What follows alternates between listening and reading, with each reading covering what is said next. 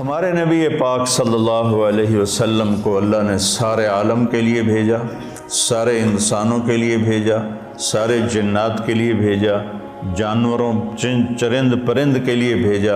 آپ کی چھوٹی سی عمر تھی، پتھر کے پاس سے گزرتے تھے، آواز آتی السلام علیکہ یا رسول اللہ۔ آپ درخت کے پاس سے گزرتے تھے، آواز آتی السلام علیکہ یا رسول اللہ۔ عرب کے تاجروں کا قافلہ شام جا رہا تھا تو وہ زرقا میں اترا۔ زرقا بہت بڑا شہر ہے، وہاں ایک راہب رہتا تھا بحیرہ۔ اس کی نظر پڑی آپ پر، حضرت ابو طالب ان کو ساتھ لے کر گئے تھے، تو کہنے لگا تمہارے قافلے کا سردار کون ہے؟ انہوں نے کہا یہ ابو طالب۔ کہا تمہاری کل دعوت ہے۔ کہا تم نے پہلے تو آج تک نہیں کی، ہم یہاں سے گزرتے ہیں، کا ایک کام ہے۔ اگلے دن اس نے درخت کے نیچے سب بیٹھ گئے، کھانے کا انتظام۔ اس نے ایسے طائرانہ نظر ڈالی تو آپ نظر نہیں آئے۔ کہنے لگا سارے موجود ہیں؟ کہا نہیں، ایک بچہ ہے وہ اونٹ چرانے گیا ہوا ہے۔ تو کہنے لگا اسی کی خاطر تو تنو کھوا رہے ہیں، تو تنو کہیں پوچھنا ہے، بلاؤ اسے۔ اب آپ کو بلایا گیا۔ جیسے اب یہ ہال بھر جائے تو برآمدے میں سامعین بیٹھ جائیں گے، تو آپ تشریف لائے تو چھاؤں ساری لوگوں نے بیٹھ کے کور کر دی تھی، تو دھوپ تھی، تو آپ نے پہلے یوں ایسے کر کے دیکھا تو چھاؤں بیٹھنے کی جگہ نہیں تھی، آپ دھوپ میں بیٹھ گئے۔ جو ہی آپ دھوپ میں بیٹھے، چند شاخوں نے تیزی سے اوپر آ کر آپ پہ سایہ کر لیا۔ تو بحیرہ یہ دیکھ رہا تھا، تو وہ کہنے لگا اس بچے کا باپ کون ہے؟ ابو طالب فرمانے لگے میں ہوں۔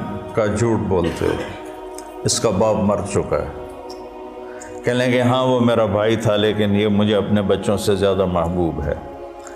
تو اس نے سے آپ کی آنکھوں کو دیکھا، اس میں سرخ ڈورے تھے۔ کہ یہ سرخ لکیریں اس کے آنکھوں میں مستقل ہیں یا سفر کی وجہ سے؟ کہا نہیں، مستقل ہیں۔ پھر اس نے آپ کی کمر کو کرتا اٹھا کے دیکھا تو مہر نبوت۔ کہا یہ اس دنیا کا آخری نبی ہے، اس کو یہیں سے لے کر واپس چلے جاؤ، ورنہ یہود دیکھیں گے تو قتل کر دیں گے۔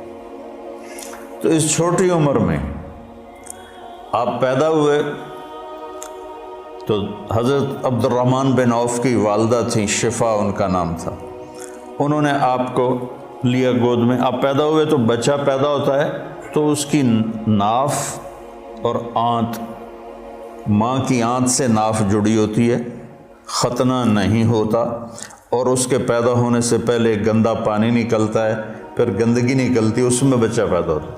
جب آپ تشریف لا رہے تھے تو آپ کے ساتھ ایک قطرہ ماں کے پیٹ کی گندگی کا نہیں نکلا۔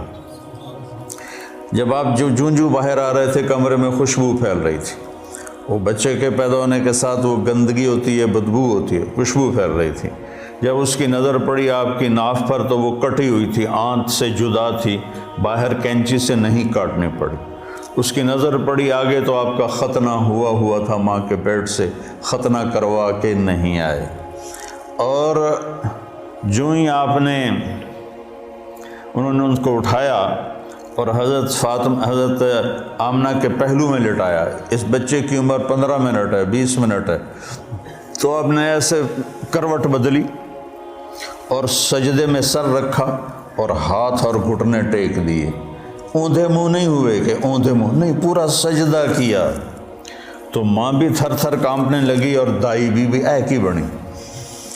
تو آپ نے لمبا سجدہ کر کے ایسے دونوں ہاتھوں پر اپنی چھاتی کو اٹھایا، آسمان کو دیکھا، سیدھے ہاتھ کو اوپر کیا اور شہادت کی انگلی کو ایسے کیا تو پوری چہار طرف نور ہی نور پھیل گیا۔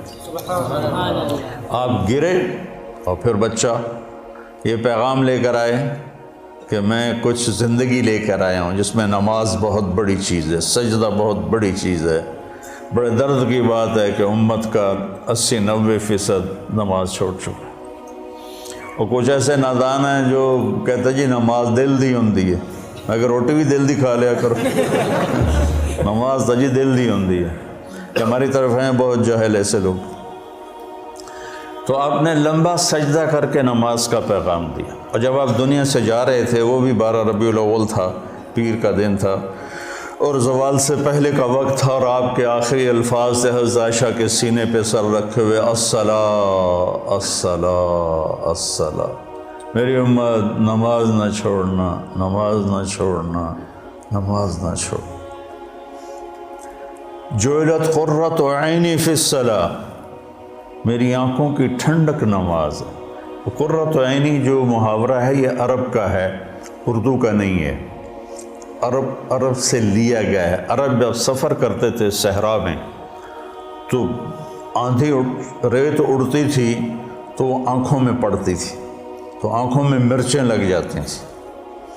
اونٹ کی تو ڈبل ہوتی ہیں پلکیں، تو وہ ایسے پلکوں میں پلکیں گھسا لیتا ہے، ریت کا ذرہ اندر نہیں جاتا۔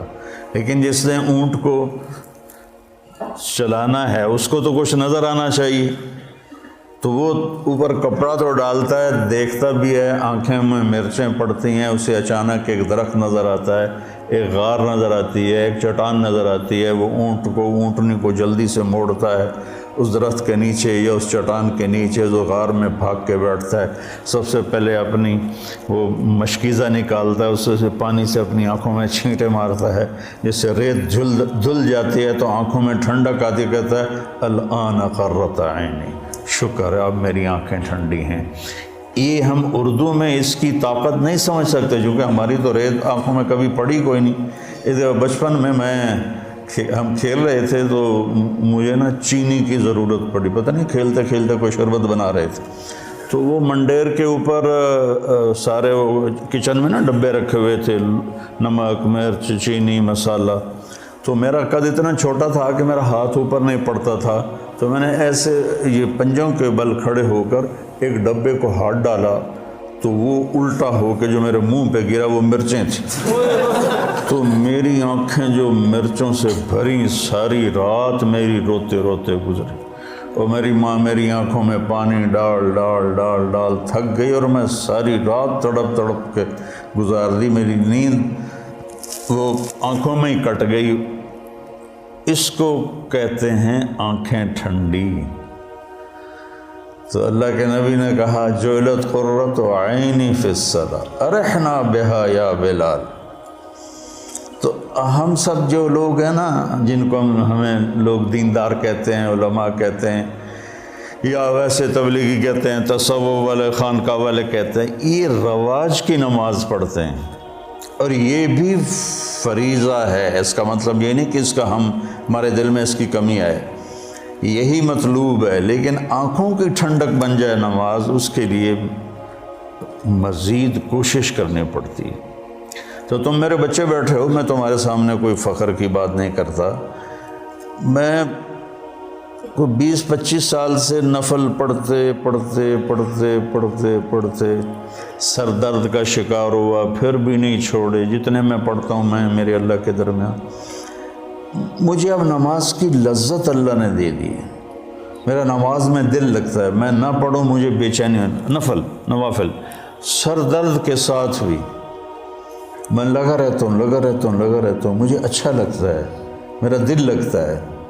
جعلت قرۃ عینی فی الصلاۃ، نماز لے کر آئے، نماز دے کر گئے، آتے ہی سجدہ کیا، جاتے ہوئے اعلان کیا نماز نہ چھوڑنا، نماز نہ چھوڑنا، اور نماز ہی چھوٹ گئی۔ نماز پانی ہے یار۔